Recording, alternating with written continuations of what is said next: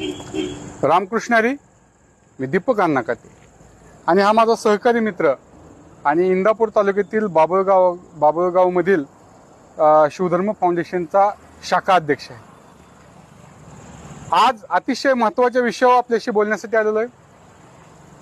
काल आमच्या या शाखा अध्यक्षाकडे एक कंप्लेंट आली की राम लस्सी नावाची एक लस्सी जिचं मॅन्युफॅक्चरिंग 1/6/2025 आहे आणि त्याचं विक्री ही कालपासून म्हणजे 30/5/2025 पासून होत आहे.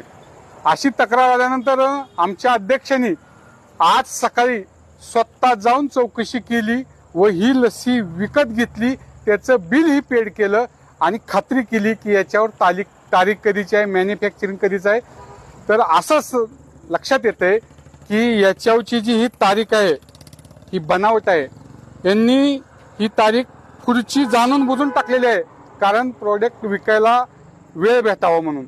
आणि ही जी राम लस्सी आहे खऱ्या अर्थाने पाहिलं तर हे लस्सी हे प्रोडक्ट सर्वसाधारण गरीबातला गरीब आणि मोठ्यातला मोठा व्यक्ती हा लस्सी हा घेतोच. आणि सगळ्यात महत्वाचं की हे लस्सी पेय लहान मुलं सर्वात जास्त पितात. कुठंतरी हा लहान मुलांच्या भविष्याचा आणि आरोग्याचा प्रश्न आहे.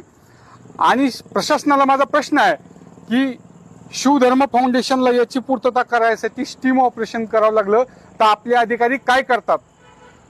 आज हा फ्रॉड आम्ही पकडला, पण हे याच्या आधी किती दिवस किती वर्ष चालू आहे आणि याच्यामधून कितीतरी लोकांना फूड पॉयझन झालंय का असा प्रश्न उद्भवतो.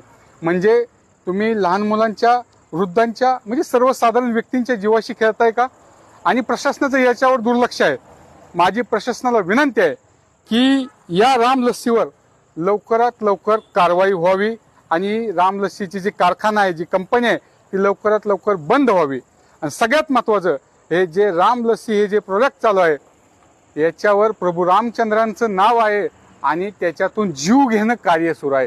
हे सर्वात मोठं निंदनीय आहे. आणि यासाठी शिवधर्म फाउंडेशनची मागणी आहे की आत्ता तरी हे जीव घेणं कार्य थांबलं पाहिजे, प्रशासन जागं झालं पाहिजे.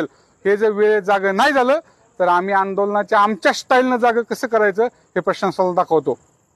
रामकृष्ण हरी.